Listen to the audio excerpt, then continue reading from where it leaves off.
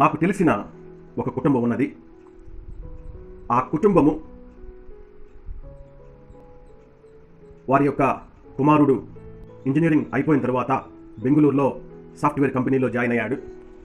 Join అయిన తర్వాత అక్కడి నుంచి ఆ కంపెనీ వారు ఏం చేశారంటే ఈ కుర్రోడి యొక్క టాలెంట్ను చూసి అమెరికా పంపించారు. అమెరికా ఏంటంటే సంవత్సరంలో 3 నెలలు 4 నెలలు అక్కడికి వెళ్ళి అక్కడ ఉన్న ప్రాజెక్ట్ కూడా పూర్తి చేసి మరలా వచ్చేవాడు. అయితే ఆ తల్లి ప్రతి ఆదివారం కూడా సంఘానికి వచ్చేది. మంచి విశ్వాసముతో దేవుని సన్నిధిలో, ప్రార్థనలో, దేవుని యొక్క సంఘ సహవాసములో ఆ తల్లి ఎంతగానో ఆసక్తితో ఉండేది.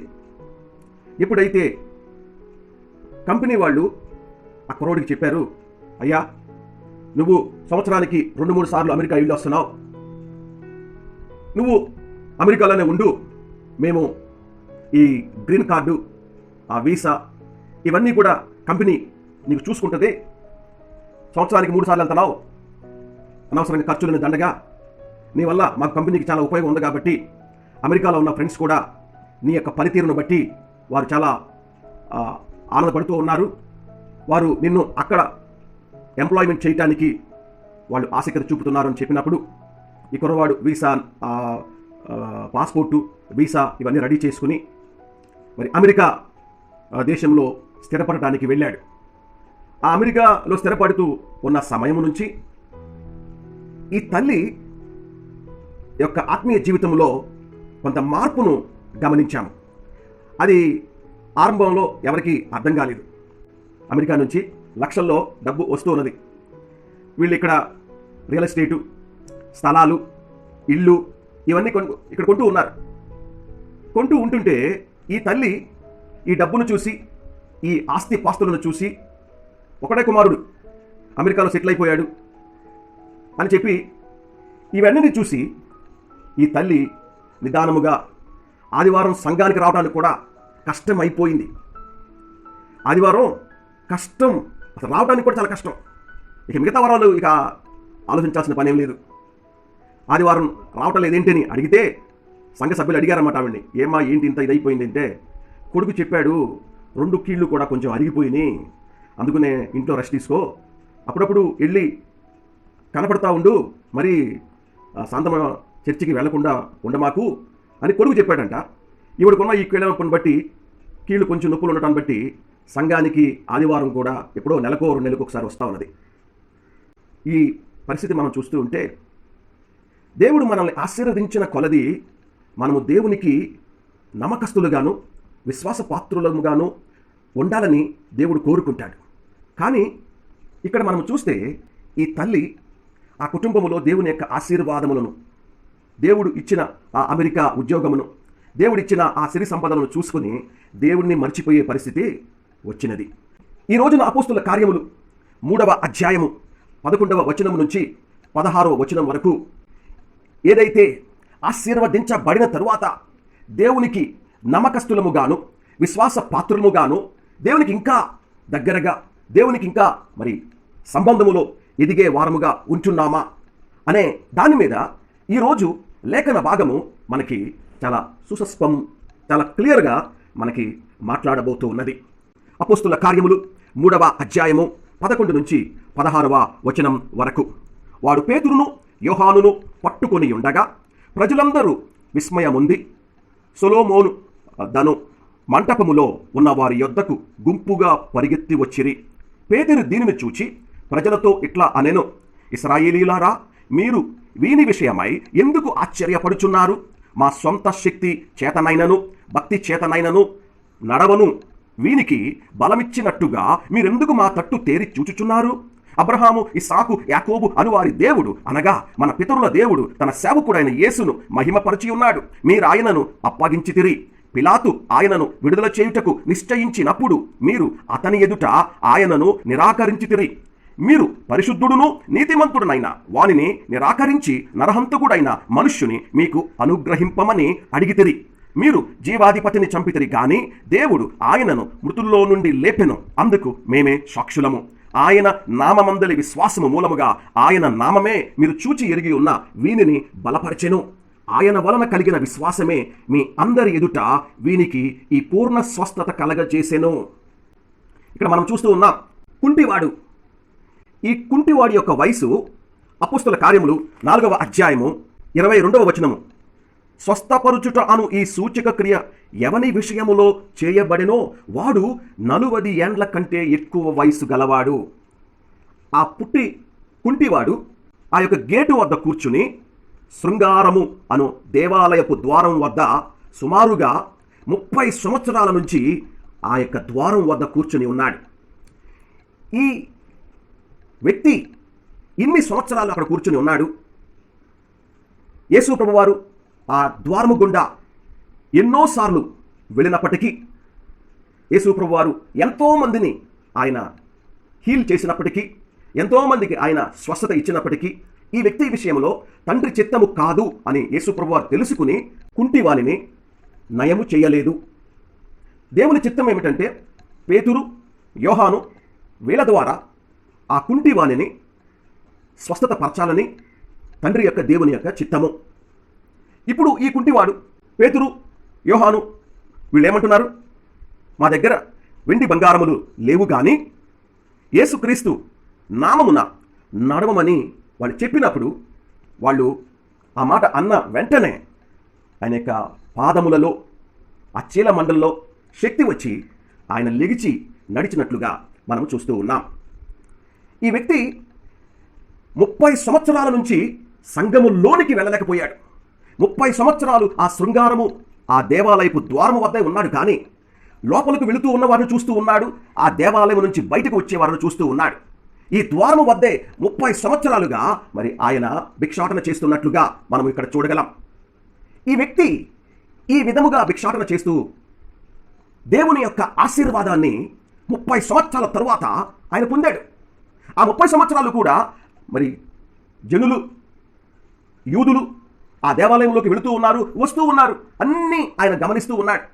నాకు కూడా ఇలా లోపలికి వెళ్ళి దేవాలయంలో కూర్చుని ఆ యొక్క బోధకులు చెప్పే మాటలు, ఎందుకంటే ఈ రోజుల్లో స్పీకర్లు ఉన్నాయి, లౌడ్ స్పీకర్స్ ఉన్నాయి, 1 కిలోమీటర్ దూరం నుంచి కూడా మనకి మాటలు చాలా తేటగా మనకి వినపడతాయి. కానీ ఆ రోజుల్లో అలాంటి సౌకర్యం లేదు. ఈ వ్యక్తి లోపలికి వెళదాం, బయటకు వద్దాం, వెళ్ళాలని ఎంతో మనసు ఉండేది. ఆ మనసు ఉండేది కానీ తన యొక్క కుంటితనం వలన ఆయన వెళ్ళలేక పోయినట్లుగా మనం చూస్తూ ఉన్నాం. ఎప్పుడైతే ఈ పేతురు, యోహాను వారి ప్రార్థన అక్కడ యేసు నామము మీద ఉన్న విశ్వాసమును బట్టి దేవుడు ఆ కుంటివాని యొక్క జీవితంలో కార్యము చేశాడు. కార్యము చేసిన తరువాత, ఆశీర్వాదాన్ని పొందిన తరువాత ఈ వ్యక్తి ఏం చేశాడు అనేది ఈరోజు మన ప్రసంగములో మనం చూడబోయే ముఖ్యమైన అంశము. ఆశీర్వాదం పొందిన తరువాత ఈ వ్యక్తి వెంటనే అక్కడి నుంచి ఇంటికి వెళ్ళిపోలేదు, అక్కడి నుంచి తన స్నేహితుల దగ్గరకు వెళ్ళిపోలేదు. అయితే ఈ వ్యక్తి అక్కడి నుంచి ఆశీర్వాదం పొందిన వెంటనే ఆ వ్యక్తి ఏం చేశాడంటే అపోస్తులైన పేతురు, యోహానును పట్టుకుని ఉన్నాడు. ఎక్కడ? దేవాలయము లోపల ఈ అపోస్తులైన పేతురును, యోహానును పట్టుకుని ఉన్నాడు. ఆశీర్వాదం పొందిన తరువాత మనము దేవాలయము లోపల అంటే దేవునితో సాంగత్యాన్ని, అపోస్తులు అంటే పంపబడినవాడు అని అర్థము. 2వ తిమోతి పత్రిక 1వ అధ్యాయము 11వ వచనం. ఆ సువార్త విషయములో నేను ప్రకటించువాడను గాను, అపోస్తులను గాను, బోధకుడును గాను నియమించబడి తిని అని అపోస్తలుడైన పౌలు తిమోతికి ఈ మాట చెబుతూ ఉన్నాడు. సువార్త విషయములో ప్రకటించేవారును గాను, అపోస్తులను గాను, బోధకుడును గాను నియమించబడి తిని అని అంటున్నాడు. అపోస్తులు అంటే పంపబడిన వారు. అపోస్తులు అంటే వాక్యాన్ని సరిగా పరిశుద్ధాత్మని యొక్క శక్తి చేత విభజించి అందరికీ కూడా ఆ వాక్యపు ప్రత్యక్షతను తెలియజేసే ఒక సామర్థ్యము కలిగిన వ్యక్తులు అపోస్తులు. అందుకనే మనకి ఎఫెసీ పత్రిక 4వ అధ్యాయంలో మనం చూస్తాము, సంఘములో కొంతమందిని అపోస్తులుగాను, కొంతమందిని ప్రవక్తలుగాను, కొంతమందిని ఇవాంజలిస్టులుగాను, కొంతమందిని ఉపచారకులుగాను, కొంతమందిని పాస్టర్లుగాను మరి ఆయన సంఘ కాపరులుగాను ఆయన నియమించినట్లుగా మనము ఎఫెసీ పత్రిక 4వ అధ్యాయంలో చూస్తాము. అయితే అపోస్తులుడు అన్నవాడు వాక్యాన్ని పరిశుద్ధాత్మని యొక్క శక్తి ప్రశ్నించుకోవాలి. ఈ వ్యక్తి అపోస్తులను పట్టుకున్నాడు. మరి మనము దేవుని వాక్యములో ఎదుగుతూ ఉన్నామా, సత్యములో ఎదుగుతూ ఉన్నామా, ప్రత్యక్షతలో ఎదుగుతూ ఉన్నామా? ఒకసారి ఆలోచించండి. ఆశీర్వాదం అనేది మనకి ఒక గుడి బండలాగా తయారైందా? ఆ ఆశీర్వాదాన్ని బట్టి మన హృదయంలో గర్వం వచ్చి ఆ గర్వాన్ని బట్టి దేవుణ్ణి మనము వెంబడించకుండా ఉంటున్నామా? దేవుడు అంటున్నాడు, నేను గర్విష్ఠులను అణగదొక్కుతాను, ఎవరైతే తగ్గించుకుంటారో వారికంట ఆయన కృప మెండుగా ఉంటది. 1 పేతురు 5వ అధ్యాయము 5-7 వచనాల్లో అక్కడ అంటున్నాడు, గర్విష్ఠులను అణగదొక్కి ఎవరైతే తగ్గించుకుంటారో వారికి నా కృపను నేను ఇస్తాను అని మరి దేవుడు మనకి చెబుతూ చూసుకోవాలి. పాత నిబంధన చూస్తూ ఉన్నాం. 2వ దినవృత్తాంతములు 26వ అధ్యాయము 16వ వచనం. ఉజ్జియా స్థిరపడిన తరువాత అతడు మనస్సున గర్వించి చెడిపోయెను. అతడు ధూపపీఠము మీద ధూపము వేయుటకై యెహోవా మందిరములో ప్రవేశించి తన దేవుడైన యెహోవా మీద ద్రోహము చెయ్యగా ఆయనకు కుష్ఠరోగము వచ్చినది. ఉజ్జియా ఎంతో దేవుడు ఆయన ఆశీర్వదించాడు. చిన్న వయసులో 16 సంవత్సరాల వయసులోనే రాజుగా దేవుడు ఆయన్ని చేశాడు. అయితే తనకొచ్చిన ఆశీర్వాదాలను బట్టి తన హృదయంలో అహంకారముతో గర్వముతో ఉండి చివరికి దేవుడికి వ్యతిరేకంగా ఆయన ప్రవర్తించి కుష్టు వ్యాధిని పొందాడు. మరి మన జీవితంలో ఆ విధముగా ఆశీర్వాదాలు మనల్ని అహంకారముతో ఉండేట్లుగా చేస్తున్నాయా? ఆశీర్వాదాలు మనల్ని గర్వముతో ఉండేటట్లుగా చేస్తున్నాయా? లేక తగ్గింపుతో వాక్యపు ప్రత్యక్షతలో ఎదిగే వారముగా మనల్ని ఉంచుతున్నాయా? సంఘములో ఇంకా ఎదిగే వారముగా, సంఘములో అనేక మంది సభ్యులకు మనల్ని ఒక మాదిరికరంగా ఉంచే విధముగా ఆశీర్వదించబడిన తర్వాత మనం ఆ విధంగా ఉంటున్నామా? ఒక్కసారి మనల్ని మనం ప్రశ్న వేసుకోవాలి. రెండవది, ఈ వ్యక్తిని మనం చూస్తే, ఎవరు? ఈ కుంటివాడిని మనం చూస్తే ఈ వ్యక్తి ఏం చేశాడు? దేవాలయం లోపలికి వెళ్ళి ఆయన గంతులు వేసినట్లుగా మనం చూస్తూ ఉన్నాం. వాడు దిగ్గున లేచి నడుచుచు గంతులు వేయచు దేవాలయంలో నడుచుచు గంతులు వేస్తూ ఉన్నాడు. ఈ రెండవ పాఠము ఈ వ్యక్తి నుంచి మనం నేర్చుకోవలసినది, దేవుడు మనకి ఒక ఆశీర్వాదం మనకిచ్చిన తర్వాత దానిని దేవుని యొక్క మహిమార్థమై వాడుతూ ఉన్నామా? లేక మనము మన వల్లే కలిగిందిలే, మన శక్తి వల్లే కలిగిందిలే, మన యొక్క టాలెంట్స్ని బట్టి అది వచ్చిందిలే అని మనం అనుకుంటున్నామా? ఈ మధ్య నీట్ ఎంట్రన్స్ జరిగింది. మెడికల్ నీట్ ఎంట్రన్స్ అంటే ఎంబీబీఎస్ కానీ పోస్ట్ గ్రాడ్యుయేషన్ ఎండి ఎంఎస్ఎల్కి ఎంట్రన్స్ పరీక్ష జరుగుతూ ఉంటుంది. అక్కడ ఆల్ ఇండియా ర్యాంకు, భారతదేశంలో నెంబర్ 1 ర్యాంకును అక్కడ విలేకరులు అడుగుతూ ఉన్నారు. ఏమండి, మీరు ఫస్ట్ ర్యాంక్ సంపాదించారు కదా, మీ సక్సెస్కి ఇంత విజయం మీరు పొందటానికి కారణం ఏమిటి అని అడిగితే వాళ్ళు చెప్తూ ఉన్నారు, 16 గంటలండి నేను కష్టపడి పనిచేశానండి. 5 నుంచి 6 గంటలు కూడా నేను సరిగ్గా పడుకోలేదు, తినటానికి కూడా నేను ఎక్కువ సమయం కేటాయించేవాడిని కాదు. 16 గంటలు కష్టపడ్డానండి. ఆ తర్వాత నా తల్లిదండ్రుల యొక్క ప్రోత్సాహం అండి, ఆ తర్వాత నా యొక్క ట్యూషన్ టీచర్స్ యొక్క ప్రోత్సాహం అని చెప్పాడు. కానీ ఆ ఫస్ట్ ర్యాంకు ఇచ్చిన దేవాది దేవుణ్ణి ఆయన గణపరచలేకపోయాడు. కృతజ్ఞత స్వభావమే లేదు. అందుకనే రోమాపత్రిక 1వ అధ్యాయంలో అపోస్తలుడైన పౌలు అంటున్నాడు, వారు దేవుణ్ణి ఎరిగియు ఆయనకు కృతజ్ఞతాస్తుతులు చెల్లించలేకపోయారంట. మనం కూడా ఆ విధంగా ఉంటున్నామా? ఈ వ్యక్తి నడుచుకుంటూ గంతులు వేస్తున్నాడు, దేవాలయంలో చూపిస్తున్నాడు, నేను 30 సంవత్సరాలుగా నేను కుంటివాడిని, అక్కడే ఆ శృంగారపు దేవాలయము ఆ యొక్క ద్వారం మీద కూర్చుని నేను భిక్షాటన చేసేవాడిని, మీ అందరికీ తెలుసు. అయితే ఇప్పుడు యేసు ప్రభు వారి యొక్క నామము మీద నేను ఈ స్వస్థతను పొందాను అని తను పొందిన ఆ యొక్క ఆశీర్వాదాన్ని, ఆ గిఫ్ట్ను అక్కడ ప్రదర్శిస్తూ ఉన్నాడు. మనం కూడా ఆశీర్వాదం పొందిన తరువాత, ఆత్మీయంగా దేవుడు మనకి తలాంతులు ఇచ్చిన తర్వాత, కృపా వరములు మనకి ఇచ్చిన తర్వాత, ఆ కృపా వరములు యేసు యొక్క ఘనత కోసం, యేసు యొక్క మహిమ కోసం వాడుతూ ఉన్నామా? లేక మన సొంత మహిమ కోసం, మన సొంత ఘనత కోసం మనం వాడుతూ ఉన్నామా? ఈ స్వస్థత మహాసభలు జరుగుతూ ఉంటాయి. అక్కడ వాళ్ళు స్వస్థత కార్యాలు చేస్తారు. అది దేవుని యొక్క గిఫ్ట్. అదొక పరిశుద్ధాత్మ కృపావరం. ఆ గిఫ్ట్ను బట్టి, ఆ కృపావరాన్ని బట్టి వారు కొన్నిసార్లు ఆ స్వస్థత జరిగిన తర్వాత వాళ్ళు ఏం చేస్తారంటే, దేవునితో వారికి బాగా సంబంధం ఉన్నట్లుగా,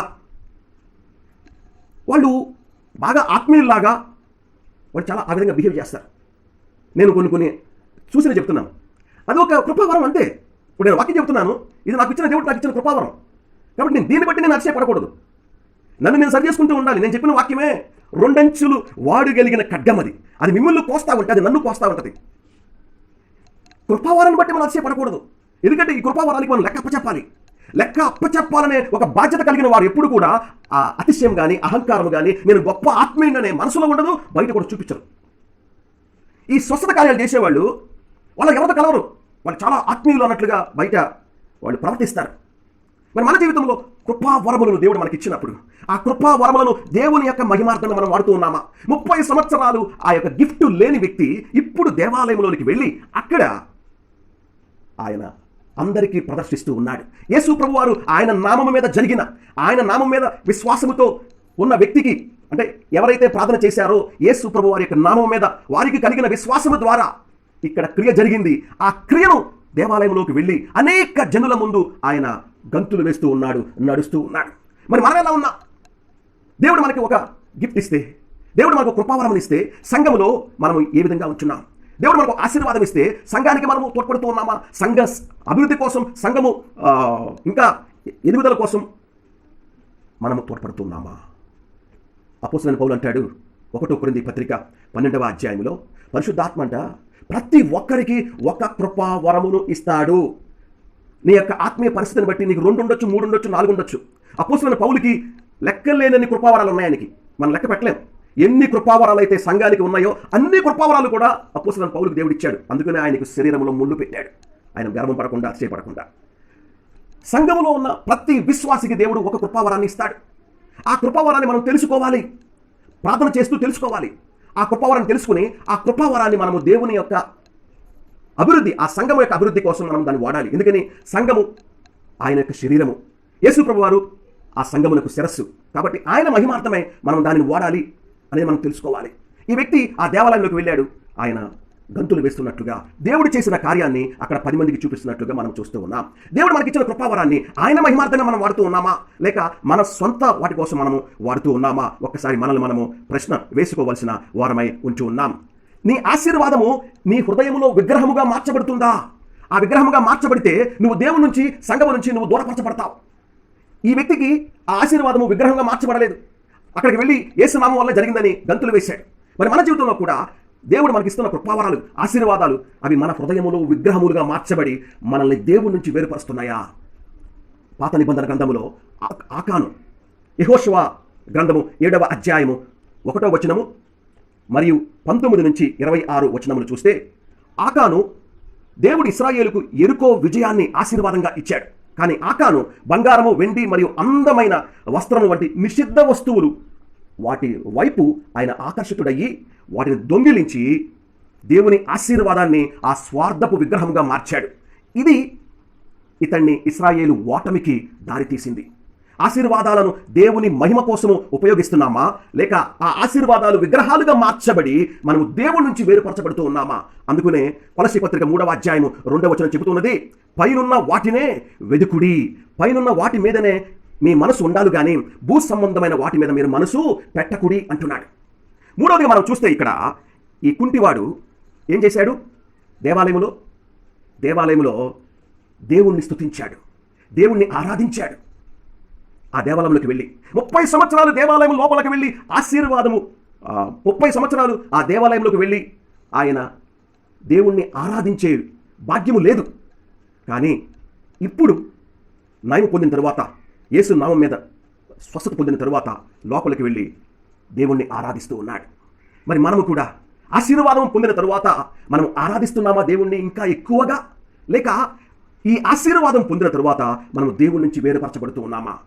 ఆశీర్వాదము ఆరాధనలో ఎదిగే విధముగా మనము ఉండాలి. ఆశీర్వాదం పొందిన తరువాత ఈ వ్యక్తి ఆశీర్వాదాన్ని పొందాడు. 30 సంవత్సరాల నుంచి అక్కడికి నడుస్తున్న వారిని, వస్తున్న వారిని, లోపలికి వెళ్తున్న వారిని చూస్తూ ఉంటే, అయ్యే నాకు కాళ్ళు లేవే, నాకు కాళ్ళు ఉంటే నేను నడవగలుగుతానే, ఈ నడిస్తే దేవాలయం లోపలికి వెళ్ళి దేవుడిని నేను స్తుతిస్తానే, దేవుడిని నేను ఆరాధన చేస్తానే అని ఒక బలమైన కోరిక ఆ వ్యక్తిలో ఉన్నది కాబట్టి దేవుడు పరలోకం నుంచి ఆ ఆశను మరి ఈ అపోస్తుల ద్వారా ఆయన నామం మీద విశ్వాసము చేత ఈ అద్భుత కార్యము చేయబడింది. ఈ వ్యక్తి 30 సంవత్సరాల నుంచి నేను చేయలేకపోతున్నానే ఒక లోపల బాధ ఇప్పుడు ఆశీర్వాదం పొందిన తర్వాత దేవాలయం లోపలికి వెళ్ళి ఆరాధిస్తూ ఉన్నాడు. మరి నువ్వెలా ఉన్నావు? దేవుని యొక్క ఆరాధనలో నువ్వు ఎదుగుతూ ఉన్నావా? దేవుణ్ణి మరి ఇంకా లోతుగా నువ్వు దేవునికి మరి ప్రేమిస్తున్నావా? మనం ఆ విధంగా ఉంటున్నామా? ఆశీర్వాదం పొందిన తర్వాత మన ఆరాధనలో, అంటే దేవుణ్ణి మనం ప్రేమించే విధంలో ఇంకా మనము దేవుడు నాకు ఇలా చేశాడని చెప్పి ఇంకా నమ్మకంగాను, ఇంకా విశ్వాసపాత్రులుగా మనం ఉంటున్నామా? ఒక్కసారి ఆలోచించుకోవాలి. హోషేయ గ్రంథము 12వ అధ్యాయము 7-8 వచనంలో ఇలా, ఎఫ్రాయిమీలు దేవుడు వారికంట సంపదను, సారవంతమైన భూమిని ఆశీర్వాదంగా ఇచ్చాడు. వారు సంపన్నులైనప్పుడు వారి హృదయం అంట కొంచెం లోపల అతిశయం వచ్చి దేవుణ్ణి మర్చిపోయారంట. హోషేయ గ్రంథము 13వ అధ్యాయము 6వ వచనం. దేవుణ్ణి ఆశీర్వాదం పొందిన తర్వాత ఈ ఆశీర్వాదము ఇచ్చిన వారిని వాళ్ళు మర్చిపోయారు. వారు తమ సంపదను తమ చాతుర్యానికి, అంటే మా యొక్క సొంత శక్తిని బట్టే ఈ సంపద మాకు వచ్చింది అని అనుకున్నారంట. హోషేయ గ్రంథము 12వ అధ్యాయము 8వ వచనం. దేవునికి కృతజ్ఞతలు చెప్పకుండా ఇది విగ్రహారాధన మరియు దేవుని యొక్క తీర్పుకి దారి తీసింది. మరి మనము జ్ఞాపకం చేసుకుంటున్నామా? కీర్తనాకారుడు అంటున్నాడు 105వ అధ్యాయము 5వ వచనం, దేవునికి కృతజ్ఞాస్తుతులు చెల్లించాలి, దేవుడు చేసిన మేలు మనం మరవకూడదు అని కీర్తనాకారుడు 105:5లో చెప్తూ ఉన్నాడు. అదేవిధముగా కీర్తనాకారుడు 101వ అధ్యాయము 1వ వచనంలో కూడా చెప్తూ ఉన్నాడు, నేను కృపను గూర్చియు న్యాయమును గూర్చియు పాడెదను, యెహోవా నిన్ను కీర్తించెదను. మరి మన జీవితంలో దేవుడు చేసిన ఆశీర్వాదాలు మనం జ్ఞాపకం చేసుకుంటున్నామా? ఈ వ్యక్తి జ్ఞాపకం చేసుకున్నాడు, 30 సంవత్సరాల నుంచి నేను చేయలేకపోయానని చెప్పి లోపలికి వెళ్ళి ఆరాధిస్తూ ఉన్నాడు. మరి మనము దేవుని యొక్క ఆశీర్వాదాన్ని బట్టి మనము ఆయన చేసిన మేలును మనం జ్ఞాపకం చేసుకుంటున్నామా? జ్ఞాపకం చేసుకుని దేవునికి కృతజ్ఞతాస్తుతులు మనం చెల్లిస్తున్నామా? ఒక్కసారి మనం ఆలోచించుకోవాలి. ఆ ఎఫ్రాయిమీలాగా ఆశీర్వాదం పొందినప్పుడు ఆ సమయంలో దేవునికి కృతజ్ఞతాస్తుతులు చెల్లించి ఆ తర్వాత మనం మర్చిపోతున్నామా? ఒక్కసారి మనము ప్రశ్న వేసుకోవాల్సిన వారమై ఉంటున్నాము. 3 ఆత్మీయ సత్యాలు ఈ వ్యక్తి నుంచి మనం నేర్చుకున్నాం. ఆయనకి 40 సంవత్సరాలు వయసు పైన ఉన్నదని, సుమారుగా 30 సంవత్సరాల పాటు ఆ శృంగారపు దేవాలయపు ద్వారము వద్దే ఆయన ఉన్నాడనే విషయాన్ని మనము చూశాము. 30 సంవత్సరాల నుంచి ఆయన తన కుంటి కాళ్ళ శక్తి కోసం ఎన్నోసార్లు లోపల హృదయంలో అనుకుని ఉంటాడు. 30 సంవత్సరాల నుంచి దేవుడు ఆయన హృదయంలో ఉన్న ఆశను చూశాడు. కానీ ఈ రోజున్న ఆపరేషన్స్ టెక్నాలజీ కానీ, ఈ రోజున్న సౌకర్యాలు కానీ ఆ రోజుల్లో లేవు. ఇక ఆయన ఏమనుకున్నాడు, నా జీవితాంతం కూడా ఇదే నా బ్రతుకు అనుకున్నాడు. అలాంటి వ్యక్తి ఆశీర్వాదం పొందిన తర్వాత మొట్టమొదటి చేసింది ఏంటి? ఆ యొక్క దేవాలయంలోకి వెళ్ళి అపోస్తులను ఆయన పట్టుకుని వాళ్ళతోనే ఉన్నాడు. మరి మనం కూడా వాక్యత ప్రత్యక్షతలో ఎదుగుతూ ఉన్నామా ఆశీర్వాదం పొందిన తరువాత? రెండవది, ఈ వ్యక్తి లోపలికి వెళ్ళి గంతులు మరి వేస్తూ ఉన్నాడు, నడుస్తున్నాడు, గంతులు వేస్తూ ఉన్నాడు. ఇదిగో చూడండి అయ్యా యూదులు, 30 సంవత్సరాలుగా ఆ గేటు వద్ద నేను కూర్చొని ఉన్నాను, భిక్షాటన చేస్తూ ఉన్నాను, ఈరోజు యేసు నామమును బట్టి నేను ఇక్కడ గంతులు వేస్తున్నాను అని చెప్తూ ఉన్నాడు. మరి మనం కూడా మన జీవితంలో ఆ విధముగా మనము దేవుని కోసం మనం చేస్తూ ఉన్నామా? లేక మన ఆశీర్వాదమే మనకి విగ్రహంగా మార్చబడి దేవుడు మనకిచ్చిన కృపావరాన్ని మన కోసం వాడుకుంటున్నామా? ఒకసారి ఆలోచించుకోవాలి. దేవుడు ఆయన గిఫ్ట్ ఇచ్చాడు, ఆ గిఫ్ట్ను యేసు నామము ఘనత కోసమే వాడుతూ ఉన్నాడు. అక్కడికి వెళ్ళి గంతులు వేస్తున్నాడు. ఇప్పుడు మీరు నేను గంతులు వేస్తే అది వేరే విషయం. 30 సంవత్సరాలు ఆ గేటు వద్ద కూర్చుని ఉన్న వ్యక్తి, కుంటి వాడిన వ్యక్తి అక్కడికి వెళ్ళి గంతులు వేయటం అంటే ఏంటి? అది దేవుని యొక్క ఘనత. అది దేవునికి ఘనత చెప్పి వచ్చింది అక్కడ. మనం కూడా మన ఆశీర్వాదము మన హృదయంలో విగ్రహములుగా మార్చకుండా మరి మనము కూడా మన దేవుడు మనకి ఇచ్చిన కృపావరాలను దేవుని యొక్క మహిమార్థమే మనం వాడాలి. మూడవది, దేవుడు మనకి ఇచ్చిన దానికి కృతజ్ఞతా స్వభావం కలిగి ఉండి దాన్ని మనం ఇప్పుడు కూడా జ్ఞాపకం చేసుకుని దేవుడికి కృతజ్ఞతలు చెల్లించాలి. ఎఫ్రాయిమీయులు ఆ విధముగా మరి వాళ్ళు మర్చిపోయి మా సొంత శక్తి చోదన జరిగిందని చెప్పి వాళ్ళు ఎప్పుడైతే అలా అనుకున్నారో దేవుని యొక్క ఉగ్రత వారి మీదకి వచ్చింది. మనం కూడా దేవుడు చేసిన ఆశీర్వాదాలను మనం జ్ఞాపకం చేసుకోవాలి. దేవుని ఆశీర్వాదాలను జ్ఞాపకము చేసుకునే వారముగా మనం ఉండాలి. 2 చిన్న విషయాలు చెప్పి ముగిస్తాను. 3వ అధ్యాయము అపోస్తుల కార్యములు 3వ అధ్యాయము మనం చూస్తే ఇక్కడ ఆశీర్వాదము ఆ అద్భుతము జరిగిన తర్వాత యోహాను, పేతురు ఇద్దరు కూడా ఈ ఏమంటారు అది దాన్ని ఏమంటారు డబ్బుల సంచి, కానుకల సంచి పట్టుకుని అక్కడ తిరగల. కానుకల సంచి పట్టుకుని కానుకలు వేయండి అని చెప్పి తిరగలేదు వాళ్ళు. తిరిగారా? చూడండి ఇక్కడ. మరి అపోస్తుల కార్యములు 2వ అధ్యాయంలో వారందరూ కూడా వారికి కలిగినవన్నీ కూడా ఆస్తులన్నీ అమ్మి, స్థిరాస్తులన్నీ అమ్మి ఆ డబ్బులను అపోస్తుల యొక్క పాదముల యొద్ద వారు తీసుకొచ్చారు. ఇదే విషయాన్ని మనం అపోస్తుల కార్యములు 5వ అధ్యాయంలో కూడా అననీయ, సఫీరా వారి యొక్క వృత్తాంతం మనం చూస్తే మనకు అర్థమవుద్ది. అప్పటికే వాళ్ళ దగ్గర డబ్బులన్నీ వచ్చి ఉన్నాయి. అయితే ఇక్కడ అద్భుతం జరిగిన వెంటనే వాళ్ళు కానుకలు పట్టలేదు, లేకపోతే యేసు నామం మీద కానుకలు వేయండి అని కూడా చెప్పలేదు. అలా జరగలేదు. ఈరోజు సంఘాల్లో చూస్తే ఒక అద్భుతం జరగంగానే మీ హృదయం తోచిన విధముగా కానుకలు వేయమని కానుకలు సంచి పడతారు.